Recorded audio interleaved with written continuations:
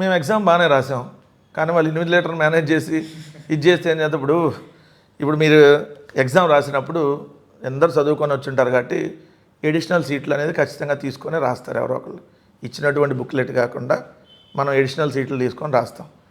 So నేను ఒక 5 additional సీట్లు తీసుకొని ఎగ్జామ్ అని పేపర్ కట్టి ఇచ్చేసాం.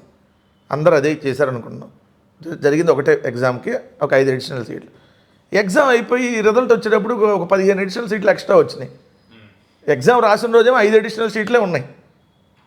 ఎగ్జామ్ రిజల్ట్ వచ్చి చూస్తేనేమో 15 ఎడిషనల్ సీట్లు వచ్చినాయి. మధ్యలో ఎన్ని ఎక్కడ యాడ్ అయినాయి అంటే సేమ్ ఇప్పుడు ఈవీఎంల ద్వారా మీరు చూస్తే పోలైన ఓట్లు ఎన్ని, కౌంటింగ్ ఓట్లు ఎన్ని, ఇవన్నీ చూస్తే డిఫరెన్సు 12%, అంటే 48 లక్షల ఓట్లు. మీ ఊర్లో 500 ఓట్లు పోల్ అయితే కౌంటింగ్ రోజు కూడా 500 ఉండాలి. 499 రాకూడదు, 550 రాకూడదు, 501 రాకూడదు. ఎగ్జాక్ట్ 500 పోల్ అయితే 500 రావాలి.